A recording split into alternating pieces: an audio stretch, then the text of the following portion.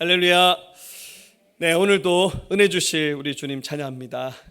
오늘 이 주제의 말씀 네 번째 시간, 피가 묻은 복음이라는 제목으로 함께 은혜 나눌 때 피차 은혜 받는 귀한 시간 될 수 있기를 주의 이름으로 축복합니다. 이 땅에 태어나 인생이 반드시 해야 될 일이 있습니다. 그것은 바로 복음 앞에 한 번쯤 제대로 서보는 경험입니다. 어쩌면 이것보다 더 중요한 일이 없다 할 만큼 복음 앞에 서는 경험은 우리 인생 가장 중요한 경험이 될 것입니다. 복음이 무엇일까요? 어쩌면 여러분들 여러 번에 걸쳐서 복음 설교를 들으셨을 겁니다. 어쩌면 이미 제가 이야기하기 전에 복음이 뭔지 다 이해하고 또 고개를 끄덕이는 분들도 굉장히 많이 계실 겁니다. 하지만 여전히 이 복음의 의미가 희미하게 선명하게 마음 가운데 새겨져 있지 않는 분들이 계시다면 오늘 이 복음 얘기가 자기 자신에게 하시는 하나님의 말씀으로 오늘 시간 자기 영혼에게 다가오는 하나님의 손길로 이 말씀이 와닿을 수 있기를 주의 이름으로 간절히 부탁드립니다. 복음은 하나님의 아들 예수님께서 우리에게 자신을 주로 믿을 때 영원한 생명을 주시는 것, 하나님의 아들 예수님께서 인류의 모든 죄를 대신해서 죽으시고 부활하셨기 때문에 누구든지 예수님을 자기 인생의 주로 믿고 받아들일 때 영원한 생명 얻는 것이 그것이 바로 복음입니다. 이 땅을 살면서 온갖 부귀영화를 누리면서 화려한 삶을 살 수도 있고 혹은 반대로 거지처럼 살면서 평범한 삶을 살다가 삶을 마칠 수도 있습니다. 꽤나 긴 세월 동안 건강하게 장수의 축복을 누릴 수도 있고 안타깝지만 장애라든지 온갖 질병에 시달리다가 단명하며 삶을 마칠 수도 있습니다. 누군가 그의 삶을 향해서 참 괜찮게 잘 살았네, 성공적인 인생이야 라고 말을 할 수도 있고 어떤 인생을 향해서 참 인생 안 됐다, 실패한 삶이라고 그렇게 말할 수도 있을 겁니다. 화려하게 살았던 평범하게 살았던 혹은 그 이하의 삶을 살았던 간에 중요한 것은 죽음 이후의 삶이 더 중요합니다. 왜냐하면 이 세상의 삶이 전부가 아니기 때문입니다. 사람은 죽고 난 이후에 이 땅의 삶은 잠시 나그네의 길이기 때문에 그 이후의 세계에 들어갑니다. 하나님은 천국에서의 영원한 삶을 준비하셨습니다. 이 천국은 자격 있는 자만이 들어갈 수 있습니다. 그 자격은 누구든지 하나님의 아들 예수님을 믿게 될 때 이 자격을 얻어서 영원한 하나님 나라 세계에 들어가게 되는 것입니다. 우리가 이것을 굉장히 실감나는 얘기로 들을 수 있었으면 좋겠습니다. 제가 목사가 되기 전에도 어릴 때부터 신앙생활을 하면서 복음을 들었습니다. 제가 꽤나 열심히 복음을 들어서 중고등학교 때부터 전도할 때마다 우리 목사님에게 들었던 그 복음을 저도 똑같이 흉내내면서 전했습니다. 20살, 21살 이런 때 청년 때도 어디 전도여행 가면 목사님이나 전사님이 없으면 저보고 설교하라고 그러더라고요. 그래서 제가 열심히 설교를 했습니다. 복음 전해서 아무튼 예수 믿는 사람 손들라니까 많이 손들더라고요. 또 목사가 되어서 제일 많이 하는 일이 복음 전환입니다. 1년에 교회 새신자들 많이 올 때 100명도 막 오고 그러잖아요. 그러면 올 때마다 복음을 전하니까 얼마나 그것을 많이 반복을 했겠습니까? 하지만 제게 개인적으로 특별히 그렇게 복음을 많이 전했지만 복음에 대해서 새로운 각오를 하게 된 계기가 있었습니다. 10년이 넘었습니다. 2010년도에 제가 2남 3녀로 태어났습니다. 제 위에 손위에 누님이 3명 쪼르륵 계신데 제 둘째 누님이 그때 당시에 늦둥이 임신을 하셨는데 출산을 하다가 그만 사고가 나와서 심장마비가 와서 세상을 떠나셨어요. 저는 이제 포항에 살고 저희 누님은 대구에 살고 계셨는데 그 연락을 받자마자 급히 저희 집에서 옷을 갈아입으면서 집에서 막 방언을 막 기도했어요. 너무 급하니까 집에서 제가 방언 기도할 일은 거의 없잖아요. 너무 급하니까 막 기도를 하다가 대구로 출발했는데 심장이 멈춰진 지 거의 1시간 만에 50 몇 분 만에 저희 누님의 호흡이 정상으로 돌아왔어요. 이제 병원에 도착하니까 아직도 수술이 진행 중이더라고요. 의사가 나와서 중간 하는 말이 이 사람 살아나긴 했는데 너무 오랫동안 심장이 멈춰져 있어서 내 산소 공급이 잘 안 돼서 살아나도 식물인간 될 것 같다고 너무 기대하지 말라고 의사가 그러더라고요. 근데 저는 기도했습니다. 수술을 무사히 마치고 기적적으로 저희 누님의 의식이 정상으로 돌아왔어요. 의사가 안 된다고 했는데 의식이 정상으로 돌아왔어요. 근데 문제는 저는 그때까지 잘 몰랐는데 심장이 멈추면 이렇게 전기 충격기로 팍 하면서 심폐소생술을 하잖아요. 이게 압력이 굉장히 세거든요. 여러분들 멀쩡한 사람이 심폐소생술을 계속 받으면 앞에 갈비뼈가 다 부러집니다. 그리고 심장과 폐에 엄청난 부담이 가면서 대부분 사람이 심장과 폐가 붓습니다. 1시간 동안 그렇게 했으니까. 나중에 살아나긴 하셨는데 이 폐 부종이 오고 심장이 부어서 결국 일주일 후에 돌아가셨어요. 그 중환자실에 들어가서 너무 다급하잖아요. 그래서 그 자리에서 복음을 전했습니다. 예수를 믿고 천국 가야 된다고. 감사하게 그 자리에서 복음을 받아들였어요. 제가 하는 영접 기도를 따라서 하셨어요. 그러고 난 다음에 일주일 후에 돌아가셨습니다. 정말로 예수님의 그 복음을 받아들이고 믿는다 고백했으면 천국에 가셨을 거예요. 근데 제가 하나님이 아니니까 100% 확신할 수는 없어요. 제가 그게 너무 억울했어요. 저도 안 믿는 집에서 태어나서 저희 누님 신앙생활 안 하셨거든요. 제가 그 순간 마음에 결단한 것이 있습니다. 복음을 들어야 되는 사람이 있을 때 절대 미루지 말자. 누가 목사님 와서 복음 좀 전해주세요 하면 제가 무조건 갑니다. 한밤중이라도. 여러분들 다급하면 밤 12시도 좋아요. 저한테 전화 주세요. 본인이 하시면 더 좋고 안 되면 저한테 전화 주세요. 제가 무조건 가서 복음 들어야 되는 사람이 있을 때 그 기회를 놓치지 말고 복음 전하자. 여러분 이것이 인생의 연약함입니다. 죽고 난 이후에는 이 복음을 들을 수 있는 기회도 없고 복음 앞에 결단할 수 있는 기회도 없어요. 살아계실 때 복음 들으셔야 되고 복음 앞에 서야 됩니다. 하나님의 계획은 모든 인생이 복음 앞에 서서 영원한 생명을 얻는 것입니다. 오늘 원색적인 복음 얘기를 하려고 합니다. 행여 우리 가운데 복음 앞에 선 경험을 해보지 못한 분이 계시다면 오늘 시간이 여러분 인생의 터닝 포인트처럼 인생의 방점을 찍는 시간이 될 수 있기를 주의 이름으로 축원합니다. 먼저 하나님에 대해서 얘기해 드리겠습니다. 하나님은 영원 전부터 스스로 계신 분입니다. 그분이 어떤 분이냐면 이 세상을 창조하신 창조주 하나님이십니다. 창세기 1장 1절 태초에 하나님이 천지를 창조하시니라. 이 세상을 하나님이 만드셨습니다. 세상은 절대 저절로 만들어지지 않았습니다.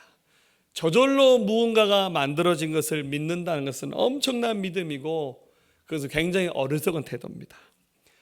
이 세상 모든 것들은 하나님이 지적으로 설계하시면서 만드신 겁니다.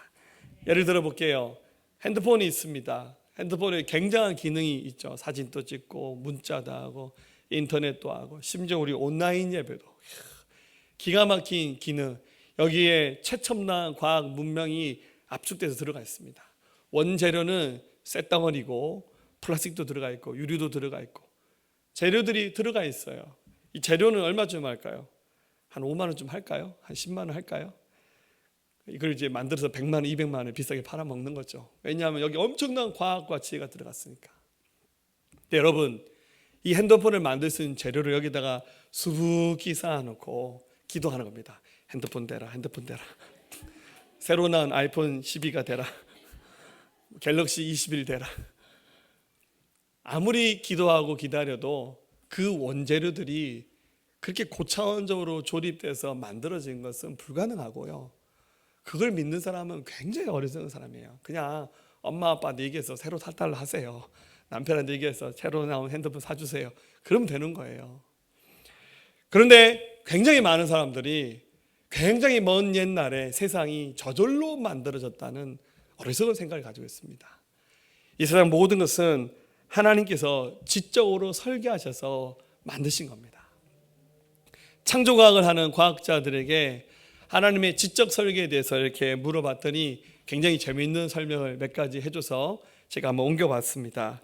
하나님 만든 우주 만물 중에서 하나님이 굉장히 특별하게 만든 것들이 많은데 제가 몇 가지만 한번 준비해봤는데, 첫 번째는 북극곰입니다. 여러분들 곰 보신 적 있죠?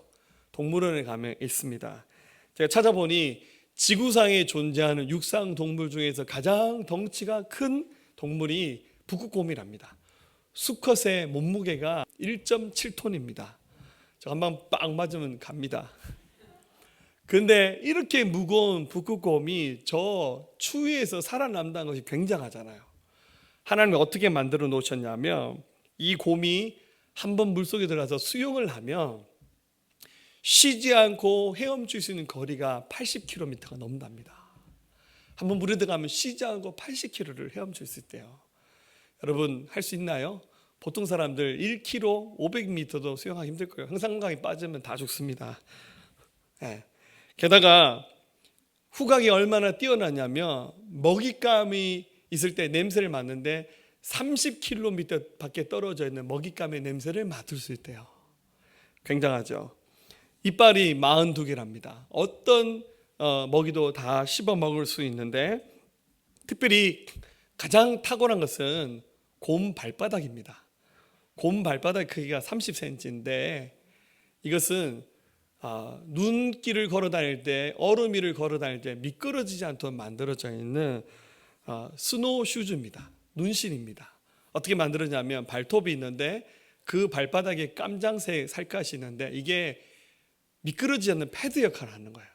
그래서 얼음 위에, 눈 위에 걸어 다녀도 안 미끄러져요. 곰이 눈 위에 걸어 다니면 미끄러진다는 얘기 들었습니까? 안 미끄러져요. 하나님께서 기가 막히게 만들어 놓으셨어요. 북극에서 최적화돼서 살 수 있도록 만들어 놓으셨습니다. 두 번째, 토끼 얘기를 해드릴게요. 여러분들, 토끼가 풀만 먹고 삽니다.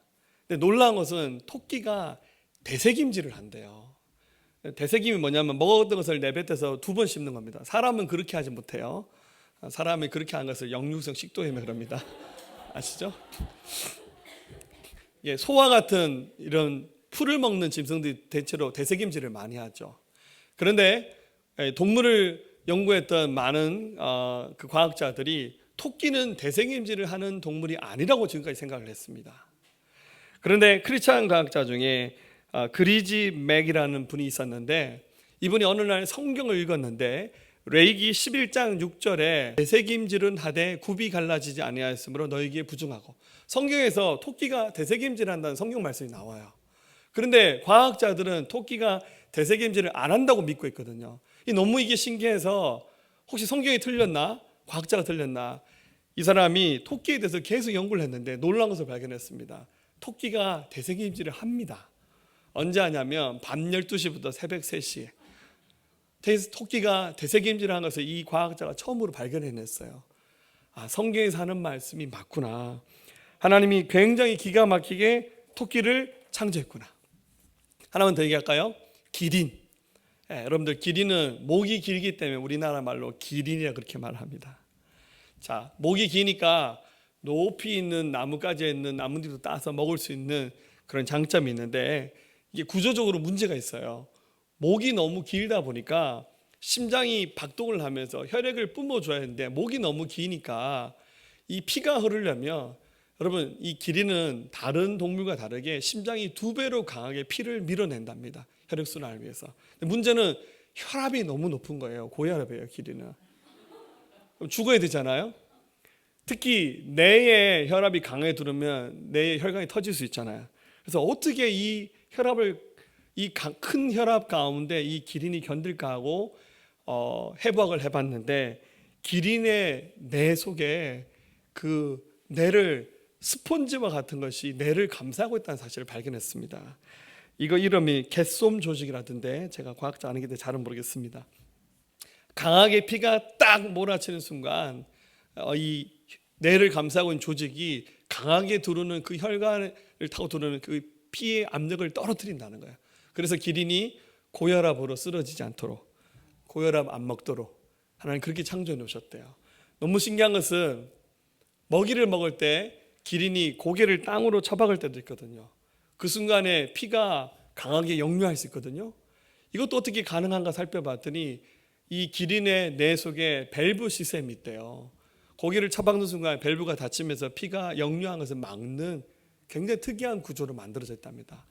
이것은 하나님이 창조하신 것이 아닌 이상 설명할 수 없겠구나. 하나만 더 할게요. 펭귄. 네, 펭귄이 셉니다, 원래는. 그런데 이 펭귄이 굉장히 수영을 잘합니다.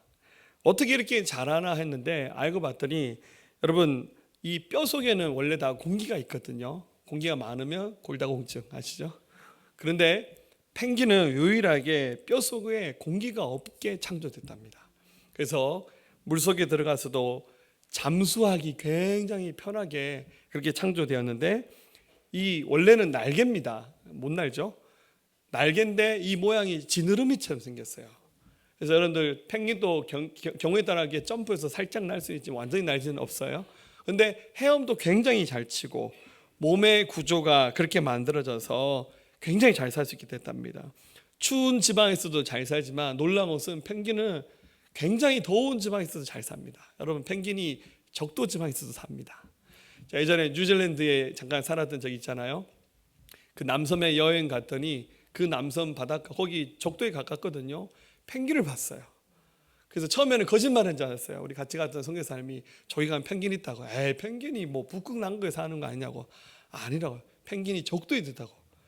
펭귄이 굉장히 추운 지방에도 잘 살지만 굉장히 따뜻한 지방에도 잘 살도록 그렇게 하나님이 창조해 놓으셨어요. 절대 우연이 아닙니다. 하나님이 그렇게 과학적으로 지적으로 설계하셔서 만물을 창조하셨습니다.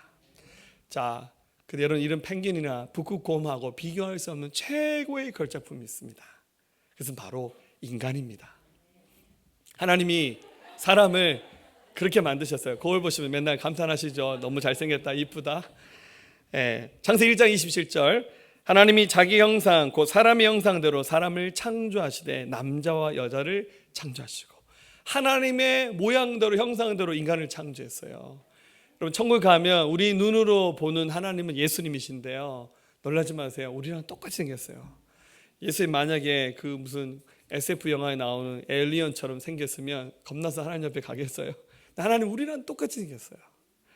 근데 하나님이 이런 인간을 만드시면서 창세기 1장 28절 하나님이 그들에게 복을 주시며 하나님이 그들에게 이르시되 생육하고 번성하여 땅에 충만하라 땅을 정복하라 바다의 물고기와 하늘의 새와 땅에 움직이는 모든 생물을 다스리라 하시니라.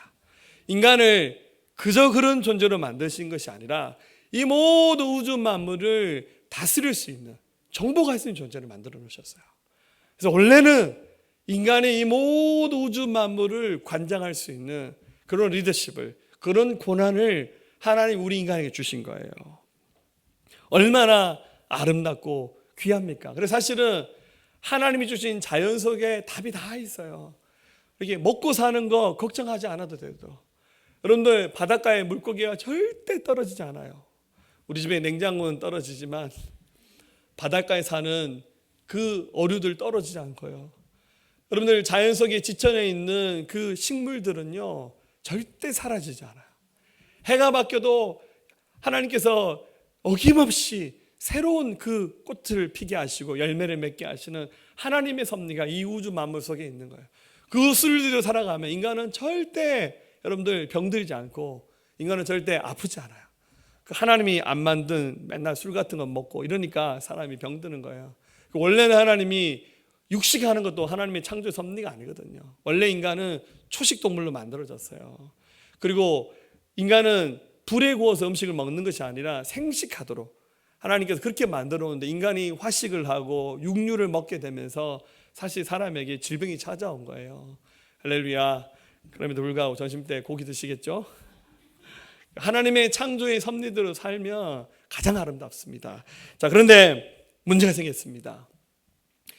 이런 하나님의 축복을 깨트린 사건이 일어났는데 바로 인간이 죄를 지어서 타락하게 되면서 이 모든 축복을 잃어버린 사건이 생겨나게 된 겁니다. 여러분, 이것을 가장 쉽게 하는 존재가 있었는데 바로 세상의 주인 행세하는 마귀입니다. 마귀의 이름이 원래는 천사장이었는데 타락해서 마귀가 됐습니다. 루시퍼라는 천사장이 있었는데 하나님을 대적하여 이가 사탄 마귀가 되었습니다. 마귀는 하나님처럼 되고 싶었어요. 이사야 14장 12절 14절 보면 너 아침의 아들 계명성이 어찌 그리 하늘에서 떨어졌으며 너 얼굴 엎은 자여 어찌 그리 땅에 찍혔는고 네가 내 마음에 이르기를 내가 하늘에 올라 하나님의 뭇별 위에 내 자리를 높이리라 내가 북극 지폐에 산이 앉으리라 가장 높은 구름에 올라가 지극히 높은 이와 같아지리라 하는도다. 이 마귀가 어떤 착각을 했냐면 자기가 하나님과 같아지겠다는 착각을 한 거예요. 근데 이게 됩니까? 안 되죠. 그래서 미가엘 천사장에게 두들겨 맞고는 지상으로 쫓겨났어요. 자기를 추종했던 그 천사들이 같이 타락해서 마귀가 된 겁니다. 딱 보니까 이 세상의 질서를 깨트릴 수 있는 방법은 하나님이 창조하신 인간들을 깨트린 거, 사람들을 타락시키는 게 가장 좋은 방법이에요. 최초에 만들어진 인류가 에덴 동산에 살고 있었는데 아담과 하와 이브였습니다. 보니까 하나님과 너무 잘 사는 거예요. 그래서 어떻게 하면 저 인간들을 죄짓게 할까? 그래서 가장 영특한 피조물을 찾아보니까 뱀이 있었어요. 여러분, 뱀이 지금처럼 생기지 않았어요. 뱀이 사람의 버금갈만 아름다운 용모와 지혜를 가졌는데 이 뱀의 마음에는 영특한 마음, 뽐내는 마음이 있는 거예요. 그래서 사단이 뱀을 조종해서 인간에게 다가가서 하나님이 에덴 동산에 있는 선악과라고 하는 그 열매를 먹지 말라고 하셨는데 이 뱀이 사람에게 거짓말을 하는 겁니다. 창세기 3장 5절 너희가 그것을 먹는 날에는 너희 눈이 밝아져 하나님과 같이 되어 선악을 알 줄 하나님이 아심이라. 하나님은 아담과 하에게 야 선악과 먹지 마라. 먹으면 너희 죽는다. 근데 뱀은 하는 말이 아니야. 먹으면 너도 눈이 밝아져서 네가 하나님처럼 된다고.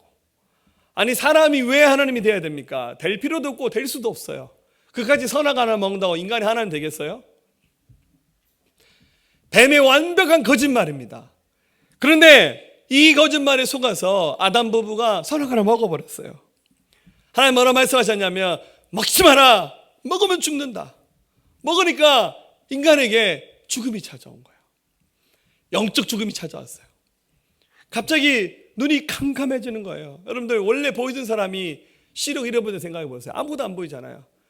우리 안에 영이 하나님을 쳐다봐야 되는데 갑자기 영이 죽어버리는 거예요. 갑자기 하나님이 안 보여요. 하나님의 음성이 안 들리는 거예요. 영적으로 죽은 존재가 되었어요. 그러니까 인간이 아무데나 막 절하고 막 아무데나 신인 줄 알고 숭배하는 거예요. 그리고 몸도 죽어버렸어요. 몸이 수명이 생겨났어요. 그래서 이 아담과 하와의 후손으로 태어난 인류들이 처음에는 굉장히 오래 살았는데 지금은 수명이 더 줄어버렸어요. 100년도 못 살아요. 인생이 긴 것 같지만 굉장히 짧잖아요. 이게 여러분들 죄의 결과로 생겨나는 겁니다. 로마서 1장 28절 그들이 마음에 하나님 두기를 싫어하며 하나님께서 그들을 그 상실한 마음대로 내버려 두사 합당하지 못한 일을 하게 하셨으니. 죄가 있으니까 인생이 어떻게 하냐면 자기 중심에 하나님 두기를 싫어하는 거예요. 왜냐하면 하나님 두면 하나님 시킨 대로 해야 되거든. 하나님의 통치를 받아야 되잖아요. 그게 너무 불편해. 내 마음대로 살고 싶고 죄짓고 내가 원하는 대로 살고 싶은데 하나님 옆에 있으면 하나님 눈치를 봐야 되잖아. 그래서 하나님 두기를 싫어하며 그래서 어떻게 됩니까? 죄가 그냥 흘러들어오는 거예요. 아담과 하와가 선악과를 먹었는데 하나님은 이 죄를 모든 인류에게 똑같이 적용하신 겁니다. 로마서 5장 12절 그러므로 한 사람을 말미암아 죄가 세상에 들어오고 죄로 말미암아 사망이 들어왔나니 이와 같이 모든 사람이 죄를 지었으므로 사망이 모든 사람에게 이르느니라. 죄진 것은 아담 한 사람으로 시작했는데 하나님이 모든 인류에게 이 죄를 똑같이 적용하신 거예요. 로마서 3장 2, 3절 모든 사람이 죄를 범하였음에 하나님의 영광에 이르지 못한다고. 인생이 어두운 가운데 살게 되는 거예요. 길이 보이지 않아요. 깊은 터널 속에 살아가는 거예요. 그래서 몸은 계속 죽음을 향해서 갑니다. 그래서 막 새로 생겨나는 병들이 막 생겨납니다. 여러분, 코로나보다 더한 전염병이 앞으로 계속 인류 가운데 등장할 거예요. 지금 여러분들 모의고사를 미리 치는 거예요. 앞으로 굉장한 일이 일어날지도 몰라요. 몸의 질병뿐만 아니라 사람들이 정서적으로 병들고 아파해요. 저도 심리학과 상담을 공부하기 전에는 이 정도인지는 몰랐어요. 사람들이 너무너무 아파해요. 힘들어해요. 왜냐하면 그 아픔들을 자꾸 묵상하거든요. 상처를 묵상하지 마세요. 그랬지, 네가 그랬지, 그놈이 그랬지.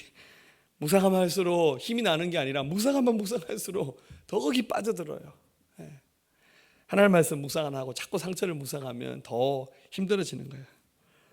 마귀는 계속해서 우리를 유혹하고 흔들어 놓습니다. 그럴수록 하나님 아는 지혜와 은혜는 상실되고 마귀의 게임에 넘어가서 더 깊은 수렁에 빠지는 것이 인간의 연약함입니다. 요한복음 8장 44절, 너희는 너희 아비 마귀에게서 났으니 너희 아비의 욕심대로 너희도 행하고자 하느니라. 그는 처음부터 살인한 자요, 진리가 그 속에 없으므로 진리에 서지 못하고 거짓을 말할 때마다 제 것으로 말하니 이는 그가 거짓말쟁이요 거짓의 아비가 되었습니다. 마귀가 계속 이렇게 넘어지게 합니다. 그런데 하나님은 이것을 그냥 내버려 두실 수가 없는 거예요. 하나님은 공의의 하나님이시고 사랑의 하나님입니다. 하나님은 먼저 죄를 가지고 인간을 심판하셔야 돼요. 로마서 6장 23절, 죄의 싹은 사망이요 하나님의 은사는 그래서 예수 우리 주 안에 있는 영생이니라. 죄의 싹은 죽음입니다. 심판을 받아야 됩니다. 죄의 결과는 죽음이에요. 피할 수 없어요. 이미 하나님과 관계가 끊어진 사람들은 영적으로 거의 죽은 상태가 되었어요. 그 인생들 향해서 여러분들, 우리 몸은 언젠가 끝이 납니다. 그 이후에 히브리서 9장 27절, 한 번 죽는 것은 사람에게 정해진 것이요 그 후에는 심판이 있다고. 이 심판을 피할 수 없어요. 어떤 분은 나는 그거 안 믿으니까 나는 심판하고 아무 상관이 없다고 말할지 모르겠지만, 여러분, 법을 몰라도 법의 심판을 받습니다. 나는 헌법 모르고 법률 몰라도 법을 어기면 처벌받습니다. 하나님의 법입니다. 죄 있는 사람은 죄값대로 벌을 받습니다. 우리 육체는 흙으로 돌아가고 영혼은 하나님 앞에 섭니다. 하나님 앞에서 천국과 지옥의 심판을 받습니다. 하나님이 지옥을 만드셨는데요, 지옥은 죄값대로 영원히 심판을 받는 것입니다. 들어가면 못 나옵니다. 탈출 불가능해요. 들어가면 영원히 형벌을 받는 것입니다. 성경 말합니다. 계시록 21장 8절, 그러나 두려워하는 자들과 믿지 아니한 자들과 흉악자들과 살인자들과 음행하는 자들과 점술가들과 우상숭배자들과 거짓을 말하는 모든 자들은 불과 유황으로 타는 못에 던져지리니 이것이 둘째 사망이다.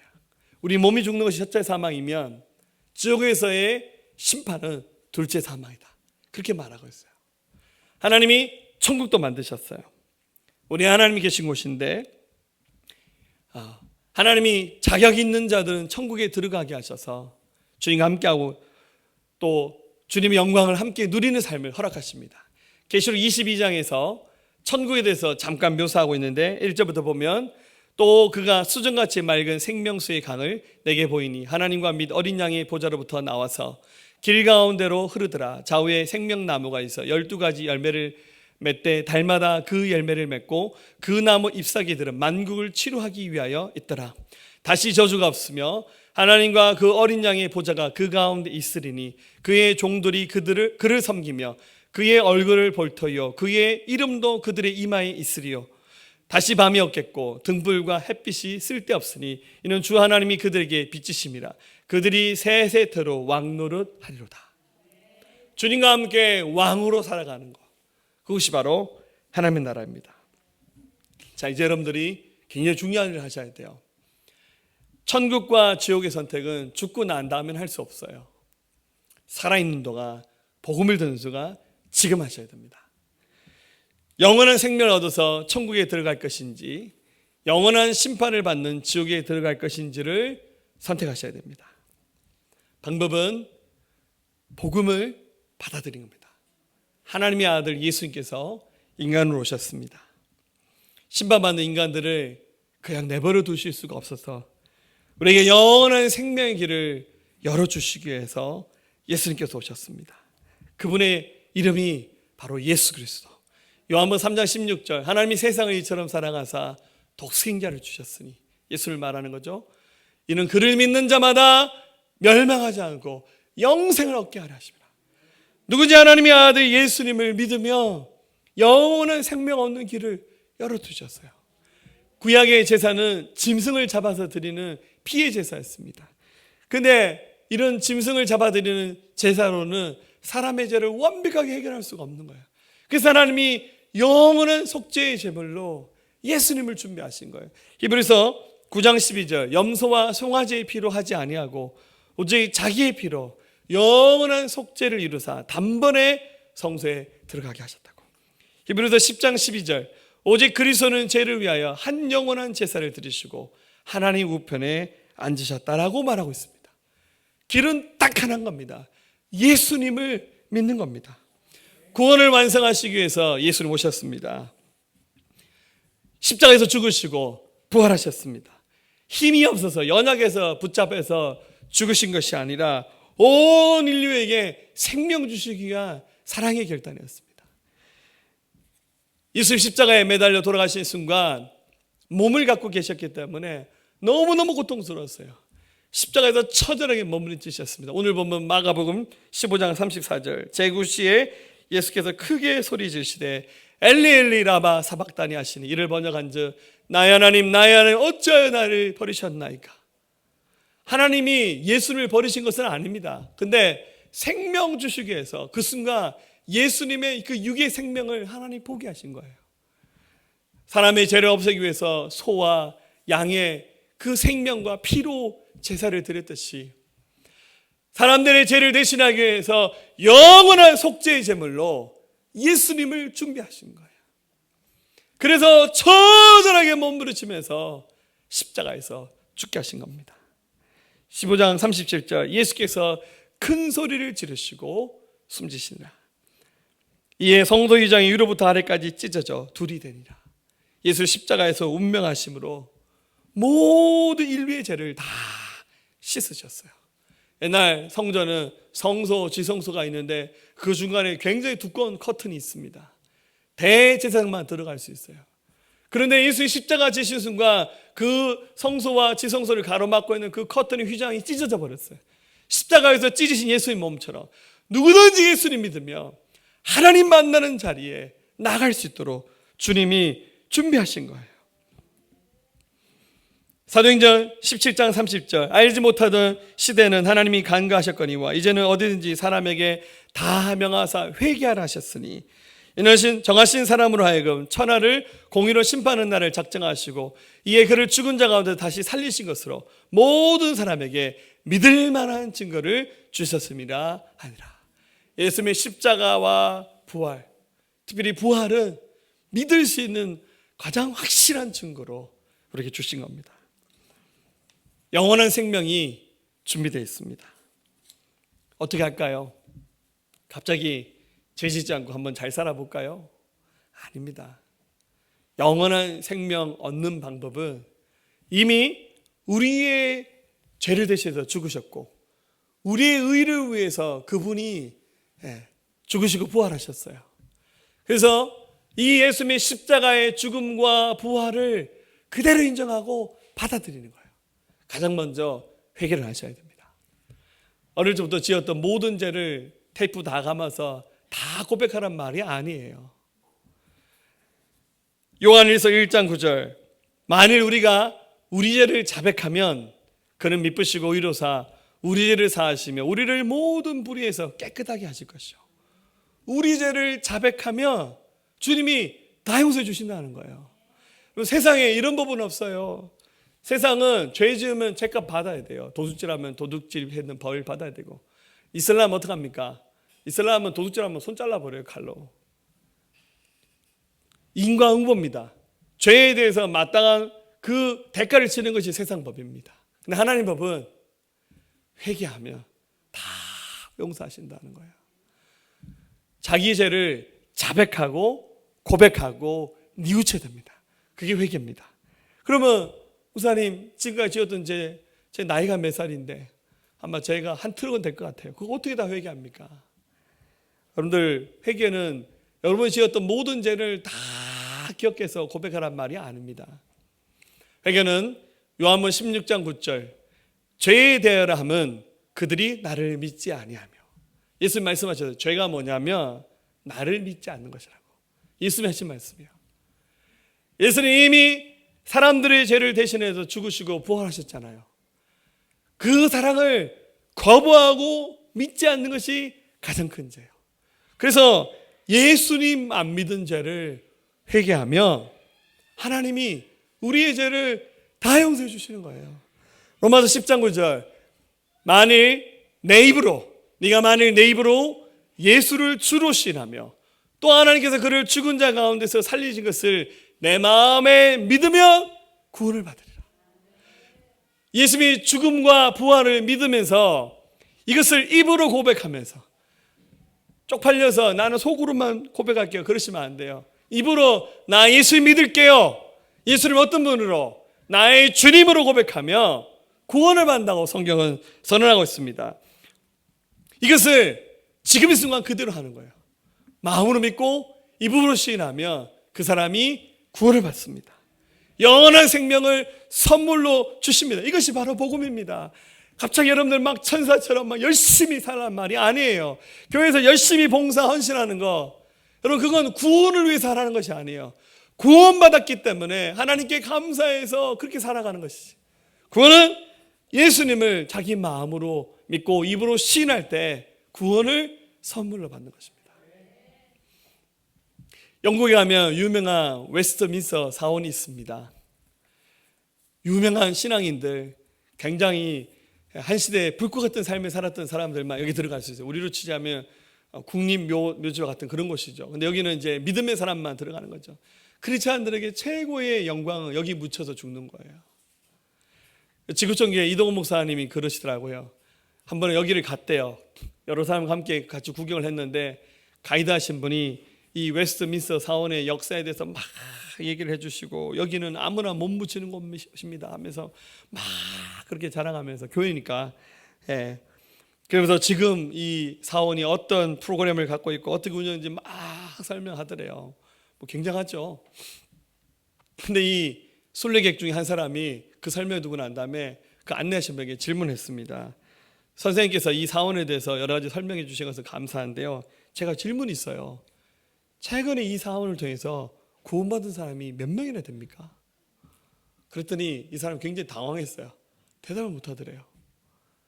여러분들, 영국의 복음화율이 1%, 2%입니다. 웨스트민스터 사원, 유명하면 뭐합니까? 지금 무슬림의 나라 돼버렸는데, 여러분들, 유럽에 있는 나라들이 지금 기독교의 숫자보다 무슬림 숫자가 앞질러 섰어요. 수천 년 동안 기독교 국가로서 어마어마한 전통과 역사를 자랑했는데 건물 저렇게 화려하게 멋있게 지어놓으면 무슨 소용이 있습니까? 교회는 건물 아니잖아요. 우리 신앙의 본질은, 내가 신앙생활 20년 했어요, 30년 했어요, 그것도 하나님 앞에 영광의 면류관이 되겠지만 그게 복음의 본질은 아닙니다. 복음의 본질은 내가 어느 순간 복음을 들으면서 내가 죄인이군요 회개하면서 예수님을 자기 인생의 주로 모셔드린 사람이 구원받은 거예요. 자칫 잘못하면 이 사원의 아름다운 외형처럼 껍데기 스펙은 굉장히 화려한데 속 사람은 구원이 없어서 죽은 망자의 그 썩음처럼 속 사람은 죽은 상태로 살다가 생이 끝나면 지옥 가는 거예요. 무슨 소용이 있습니까? 사랑하는 여러분, 이 복음 안에는 예수님의 피가 묻어 있어요. 십자가에 예수님이 지실 때 당신의 온몸에 피를 다 쏟아내셨어요. 그 십자가 형틀 위에 예수님의 뜨거운 피가 떨어졌을 거예요. 아마 십자가 밑에서 쳐다봤던 사람들 가운데 요한 같은 사람은 그 자리에 있었잖아요. 대부분 사람들이 그 의미를 모르고 아유 저 사람 안 됐네, 아니면 손가락질하면서 그렇게 쳐다봤겠지만, 그 예수님의 피의 의미를 알았던 사람들은 너무너무 가슴 저리면서 그 십자가를 바라보지 않았겠습니까? 사랑하는 여러분, 지금 듣는 이 십자가의 복음은 2000년 있었던 사건이지만 지금도 여전히 유효하게 십자가 위에 피가 흐르고 있어요. 지금 예수님을 나의 주님으로 고백하고 믿는 순간 하나님 그 피의 효력을 보시면서 우리 죄를 용서해 주시고 우리 하나님의 자녀로 삼아 주실 겁니다. 그러나 나와 상관없는 얘기를 들으면서 지나치신다면 나와 아무런 상관이 없는 성경에 나오는 한 스토리로만 지나치게 될 겁니다.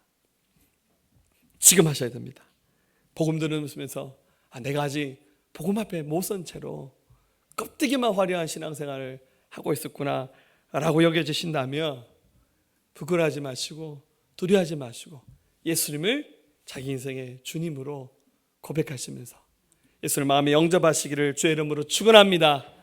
그리고 이 생명의 복음을 끝까지 증거하는 것이 나의 삶이며 나의 남은 인생의 의미로 고백하시면서 하나님의 아들 예수님은 구원자시고 주인이십니다 라는 이 고백을 하시면서 널리 이 복음을 증거하시는 저 여러분의 삶이 될 수 있기를 주의 이름으로 축원합니다. 예수 나를 위하여 십자가를 지네 세상 죄를 지시고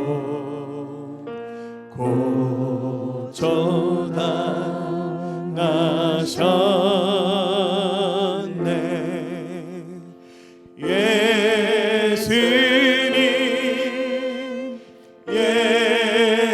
예수님 나의 죄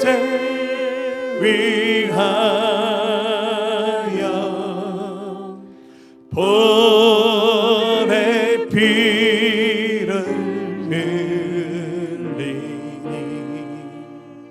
죄인 받으소서.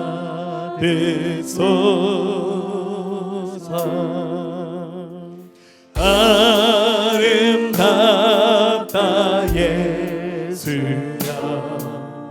나의 좋은 친구 예수 홈로 아니냐 영원한 말 받네.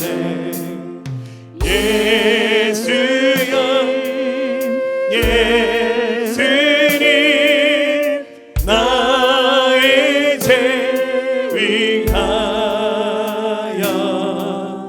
봄의 피를 흘리니 죄인 받으소서. 이제 모두가 저를 따라서 기도해 주시기 바랍니다. 사랑의 하나님, 저는 죄인입니다. 예수 알지 못하고 죄악 중에 살아왔습니다. 그러나 이제는 예수님께서 나의 죄 때문에 죽으신 것과 부활하신 것을 믿습니다. 나의 죄를 고백합니다. 예수님 믿지 않은 죄를 회개합니다. 이제 예수님을 나의 주님으로 구세주로 영접합니다. 내 마음에 찾아와 주십시오. 하나님 자녀 되게 하시고 영원한 생명 주셔서 천국 갈 때까지 인도하여 주옵소서. 예수님의 이름으로 기도하였습니다. 아멘.